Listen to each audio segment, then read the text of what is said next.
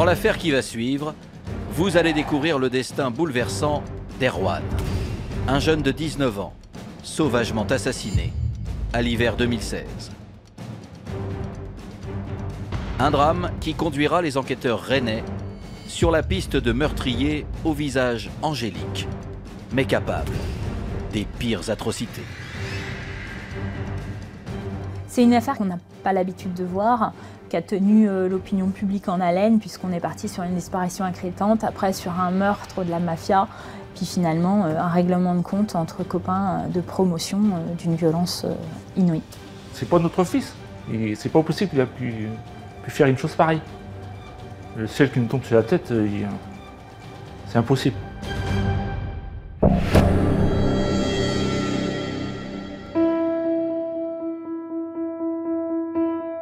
Nous sommes à Saint-Jacques-de-la-Lande, dans le département d'Ille-et-Vilaine. Composée à la fois d'un bourg historique et de constructions nouvelles, cette ville bretonne compte 12 000 habitants. Saint-Jacques-de-la-Lande, c'est une commune de taille importante qui est située à la périphérie immédiate de Rennes.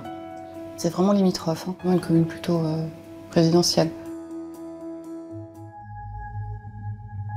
Mais à l'hiver 2017, la région va connaître un véritable séisme. Le 2 janvier, une mère de famille se rend au commissariat de Rennes pour signaler la disparition de son fils Erwan. Le jeune homme de 19 ans ne donne plus aucun signe de vie depuis 5 jours. La maman d'Erwan, elle connaît son fils et elle sait que son fils aurait dû l'appeler le 1er janvier. Et là, quand il l'appelle pas, elle se dit mais ça c'est pas possible parce que même avec une soirée rocambolesque au 31 décembre, Erwan il aurait appelé sa mère. La mère de famille explique également qu'elle s'est déjà rendue au domicile d'Erwan, situé à Rennes, et qu'elle a trouvé porte close. Et qu'il n'y a aucun mouvement sur son compte bancaire puisqu'elle en reçoit aussi les relevés. Pas de nouvelles téléphoniques, pas de nouvelles physiques. Personne ne sait où est Erwan depuis déjà plusieurs jours. Les policiers rennais prennent ce témoignage très au sérieux et décident d'ouvrir une enquête pour disparition inquiétante. Alors, où est passé Erwan? Pourquoi s'est-il volatilisé du jour au lendemain? Et que vont découvrir les enquêteurs sur ce jeune homme?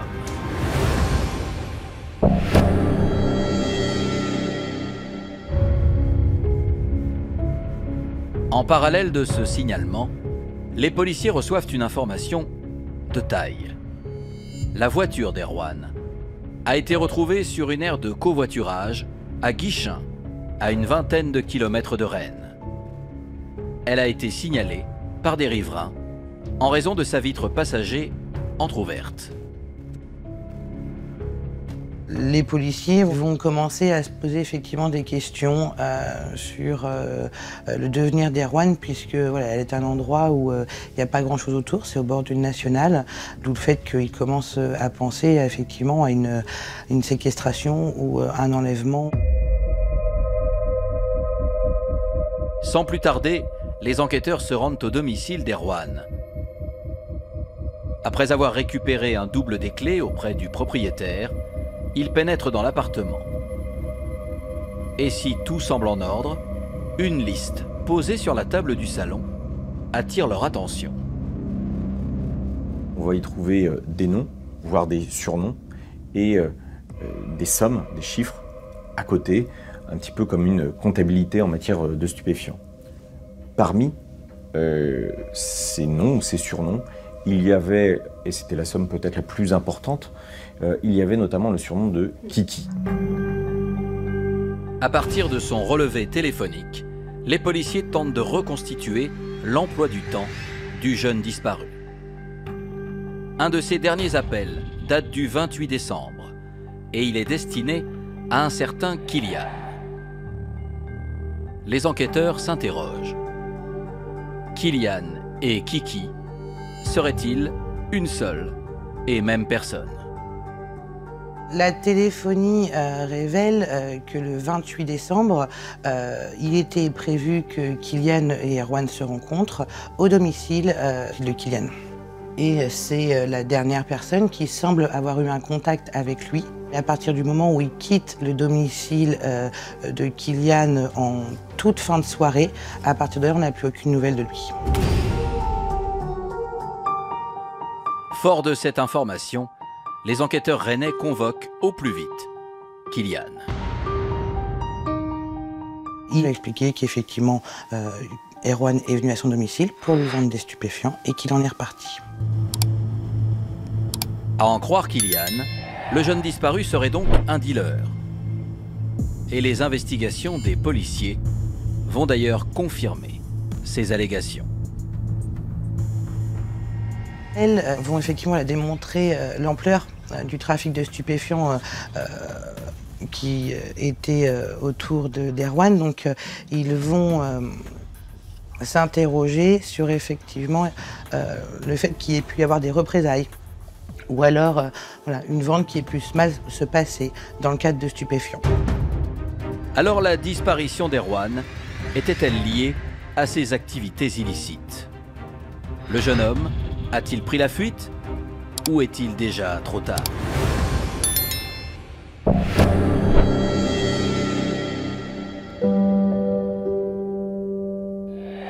Afin de savoir si Erwan a des ennemis connus, les policiers s'intéressent à son profil. En interrogeant ses proches, ils apprennent que le jeune homme est originaire de Rennes et a vécu dans un milieu modeste aux côtés de sa mère et de sa grande sœur. Erwan, c'est un enfant qui est très attaché à sa maman, dont les parents sont séparés alors que lui avait 2 ans. Il n'a pas vu son père depuis qu'il est âgé de 2 ans. Lorsqu'il a 14 ans, la famille s'installe à Nantes, mais une fois majeur, Erwan retourne à Rennes pour y poursuivre sa scolarité. C'est un étudiant, il est en formation commerciale sur le campus de Saint-Jacques, de la Lande. Un jeune homme tranquille, décrit comme en effet serviable, gentil, posé, qui ne perturbe pas les cours, qui ne fait pas parler de lui, quoi. La mère, elle décrit un enfant solaire, un enfant adorable, un enfant prêt à aider les autres. Mais derrière cette belle image, le jeune homme cache une part d'ombre. Alors Erwan, je pense que c'est d'abord un consommateur de drogue, qu'il en vend d'abord certainement, comme beaucoup, pour se payer sa propre consommation. Et puis après, c'est peut-être l'appât de l'argent facile, hein. Il gagnait beaucoup d'argent avec son trafic. À Rennes, la mère d'Erwan remue ciel et terre pour accélérer les recherches. Et l'affaire commence à faire grand bruit au sein de la population. La disparition, on en entend parler assez rapidement parce que la mère est folle d'inquiétude et elle commence à placarder dans la rue, dans le métro, des affiches avec sa photo, avec disparition inquiétante, appeler l'hôtel de police ou même elle sur son portable. Le 13 janvier 2017, plus de 15 jours après la disparition d'Erwan, l'enquête va prendre une tournure dramatique aux abords d'une écluse, à 40 km de Rennes. Les riverains de cette écluse de Saint-Malo-de-Filly, depuis 10 jours, voient un bidon qui est pris par des branchages et qui ne franchit pas le barrage. Et puis, un riverain voit ce bidon basculer enfin. Il finit effectivement par ouvrir un peu le bidon, passer la main dedans pour savoir ce qu'il y a dedans, et il découvre dans un premier temps une chaussure, et ensuite un membre. Le riverain s'aperçoit que cette chaussure est enveloppée d'un rideau de douche et d'un sac poubelle, le tout attaché avec une cordelette. Sous le choc, il n'ose toucher à rien et appelle immédiatement la police. Sur place, les enquêteurs bretons réalisent que la victime n'est autre qu'Erwan. Les premières constatations sont catastrophique, on peut dire. Voilà. Le corps est affreusement mutilé. Il a passé 10 jours dans ce bidon et dans l'eau. c'est affreux, quoi, voilà.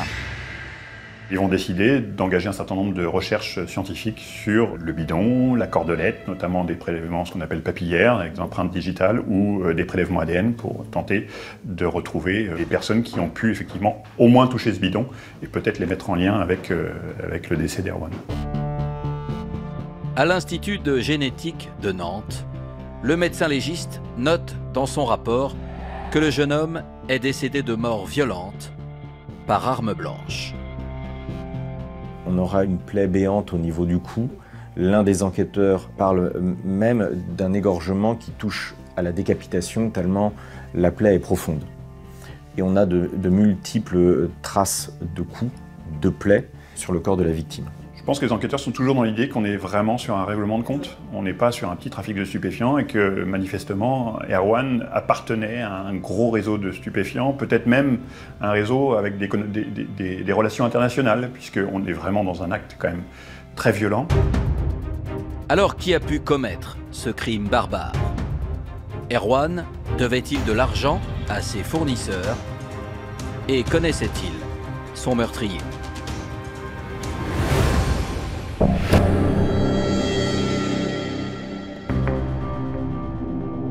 Moins de 2 mois après la découverte du corps d'Erwan, les résultats des prélèvements ADN vont être déterminants. Sur la cordelette, le profil d'un certain Samuel est identifié. Il n'est pas connu pour être un délinquant, mais simplement il a été interpellé une première fois pour une petite histoire de vol. Et son ADN a été prélevé à ce moment-là. Afin de comprendre son lien avec la victime, les policiers rennais réalisent une enquête de personnalité sur Samuel. Ils remontent un peu son passé et ils se rendent compte que Samuel, il était scolarisé au collège à Bain-de-Bretagne avec Kylian, que c'est même un très bon ami de Kylian. Donc là, ils placent Samuel et Kylian sur écoute. Ils échangent des textos hyper souvent, ils parlent d'un troisième homme qui s'appelle Lucas, et qu'ensemble ils forment un trio. En analysant leur bornage téléphonique, les policiers réalisent que Kylian, Samuel et Lucas étaient réunis la nuit du 28 au 29 décembre. Donc la nuit où on n'a plus de nouvelles d'Erwan. Donc là, ils se disent que il y a quand même quelque chose là. Et en confrontant ces résultats à la téléphonie d'Erwan, les enquêteurs vont avoir la preuve que la victime était avec eux ce 28 décembre. Les policiers vont se rendre compte que le soir des faits, Kylian se trouve à son appartement, avec Lucas notamment. Suite à leur départ du domicile de Kylian, ils vont se rendre chez Samuel, qui habite du côté aussi de Bain-de-Bretagne. Ils vont suivre le chemin qui mène jusqu'à Saint-Malo-de-Filly, qui est le lieu supposé où le bidon a été déposé. Sur ce trajet se trouve la commune de Guichin et l'aire de covoiturage où est déposée la voiture d'Erwan. Le 14 mars 2017, Kylian, Samuel et Lucas sont placés en garde à vue dans les locaux de la police judiciaire de Rennes. Des perquisitions sont réalisées simultanément à leur domicile. Au domicile de Kylian va être découvert un point américain. Et le Blue Star va révéler rapidement d'importantes traces de sang dans l'appartement. Chez Lucas, qui vit chez sa maman, va être découvert des couteaux, notamment un couteau extrêmement tranchant. De nouveaux prélèvements ADN vont alors être effectués.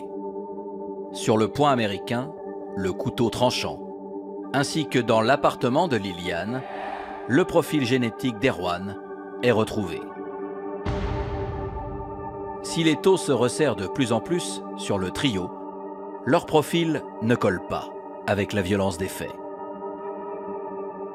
On n'est pas sur des enfants qui ont eu des difficultés particulières, qui ont vécu dans la rue, ils étaient dans un milieu tout à fait aisé, normal. À commencer par Kylian. Âgé de 19 ans, il suit une formation commerciale en alternance et c'est dans ce cadre qu'il a rencontré Erwan. Ça se passait bien à l'école et ça se passait bien chez son patron aussi. Aucun problème à signaler. Il est jovial, il est sociable, il est poli. C'est le fils de tout le monde, Kylian. C'est vraiment le fils de tout le monde. En décrochage scolaire, Lucas, 17 ans, est le meilleur ami de Kylian. Les deux jeunes se connaissent depuis le collège et leurs deux familles s'apprécient. Lucas venait très souvent ici. Kylian allait chez son papa, chez sa maman. Il allait même en vacances avec. C'était deux copains, deux bons copains. Lucas, c'est un ado sans problème. Il était poli, normal. Hein, Quand il venait à la maison, ça se passait très bien. Sans emploi, Samuel, 22 ans, est le seul membre du trio à être connu des services de police. Mais c'est quelqu'un qui ne pose pas de difficulté, alors qui est un grand adolescent, qui s'adonne aux jeux vidéo, qui s'adonne un peu aux stupéfiants, mais qui ne pose pas de difficultés particulières. Alors comment vont se dérouler les auditions des trois suspects? Avoueront-ils leur implication dans le meurtre d'Erwan? Et pourquoi l'auraient-ils tué de la sorte?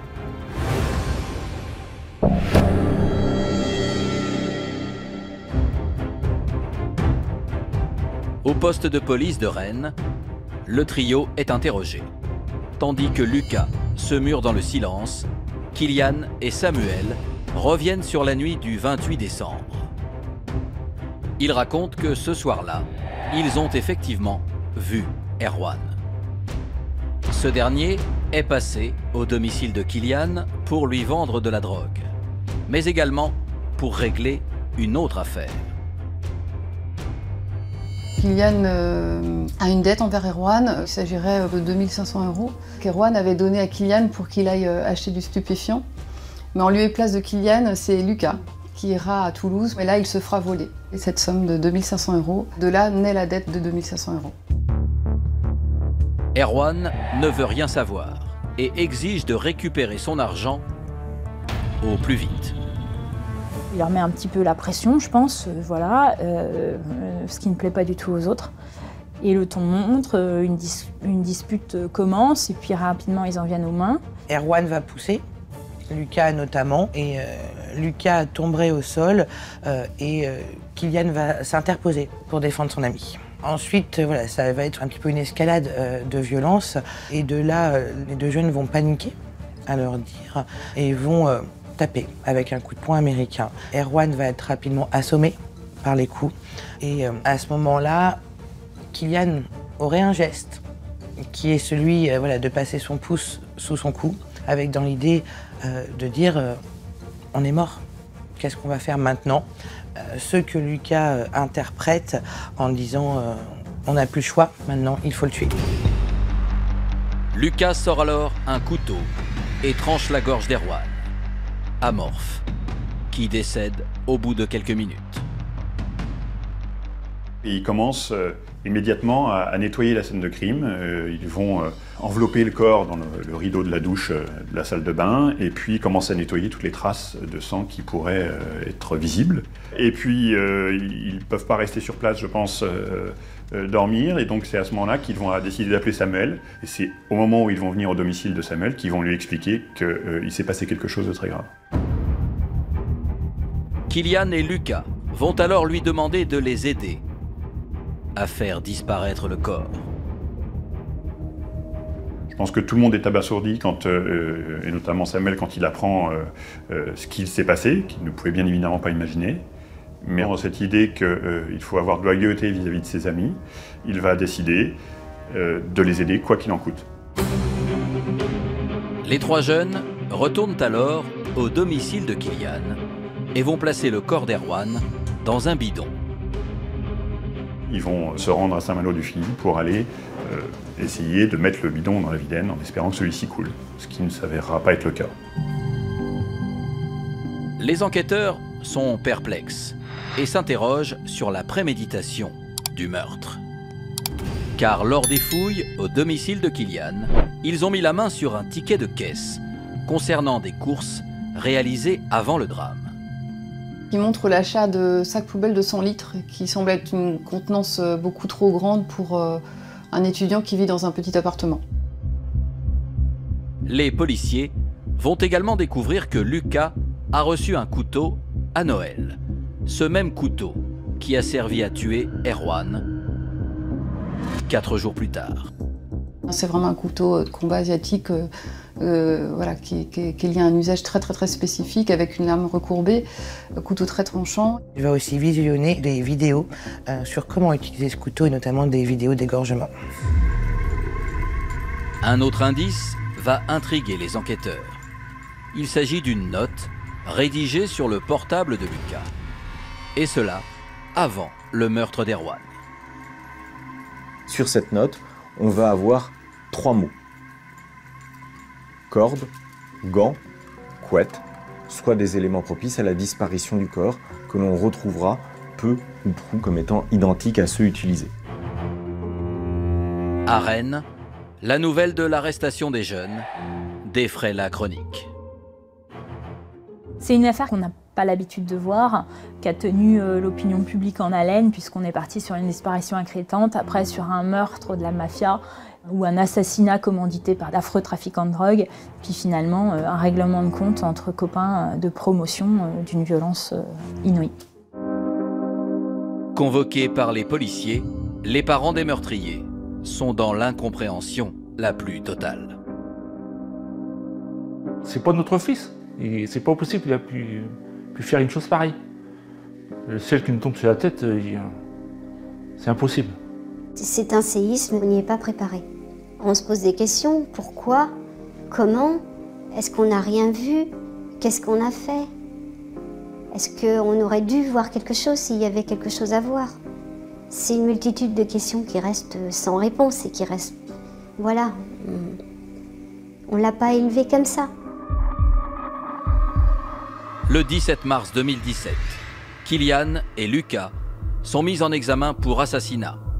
Samuel pour recel de cadavres. Alors, comment va se dérouler le procès d'assises? Le trio restera-t-il sur sa version? Et la préméditation sera-t-elle retenue?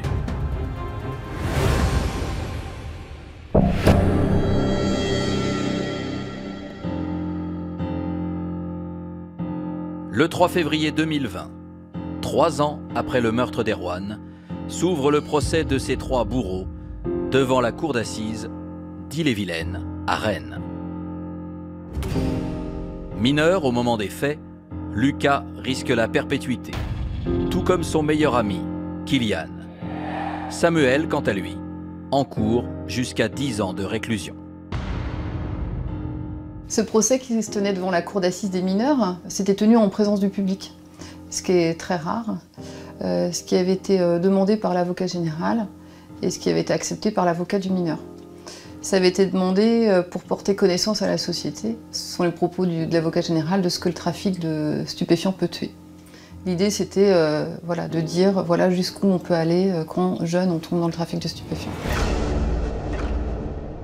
Si les proches de la victime occupent la majorité des bancs de la salle d'audience, les parents de Kylian ne sont pas présents à l'ouverture du procès.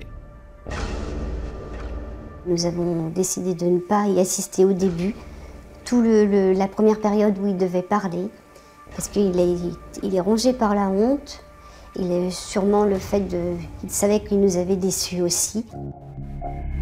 En ce premier jour d'audience, Kylian, Lucas et Samuel prennent place dans la cour d'assises, tandis que tous les yeux sont rivés sur eux. Le trio fait profil bas. C'est rare d'avoir des accusés aussi jeunes, hein. Donc tous les 3 apparaissaient tels qu'ils étaient avec un air voilà, juvénile. C'était relativement impressionnant de voir la jeunesse. Ils n'avaient pas le profil, pour être mêlés à une telle affaire. Interrogés par l'avocat des parties civiles, les 3 jeunes réitèrent la même version qu'en garde à vue. Ils expliquent avoir eu peur, ils expliquent qu'ils se sentaient menacés, qu'Erwan leur mettait la pression pour le remboursement de cette dette. Après, sur le déchaînement de violence, eux-mêmes ont du mal à le décrire. Il parle d'une embrouille qui a dégénéré. Kylian dira « je ne sais pas comment on en est arrivé là ».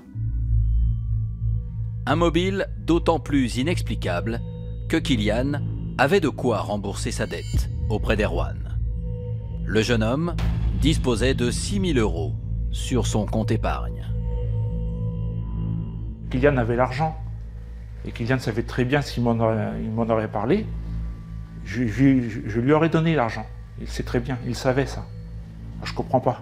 Ils ont pu en arriver là. Pour les experts psychologues qui se succèdent à la barre, les 3 jeunes sont pleinement responsables de leurs actes.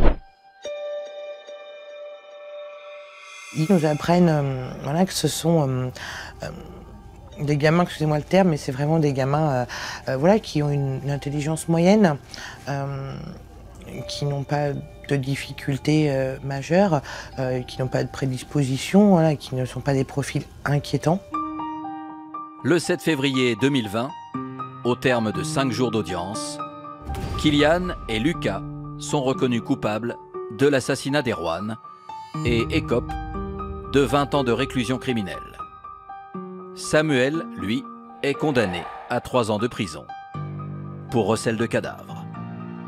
Ma cliente était soulagée, non pas seulement au regard de la peine qui a été prononcée, mais le fait que cette préméditation soit retenue.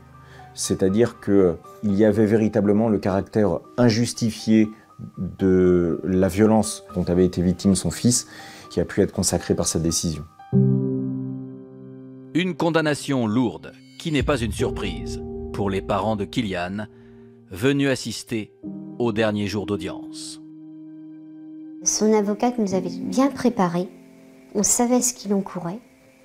Donc voilà, on s'était mis dans la tête que la durée aurait été longue et que voilà, il y a eu quelqu'un qui a perdu la vie dans cette histoire et ça on ne peut pas l'oublier. Malheureusement, il a pris 20 ans, mais de toute façon, il sait très bien pour ce qu'il a fait. Il doit payer, il nous l'a dit plusieurs fois, il nous le dit toujours. C'est normal qu'on paye.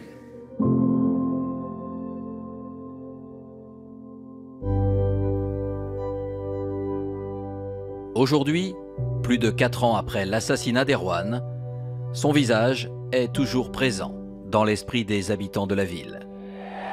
Des jeunes ont réalisé une fresque à son image, afin de ne jamais oublier ce qui s'est passé ce 28 décembre 2016.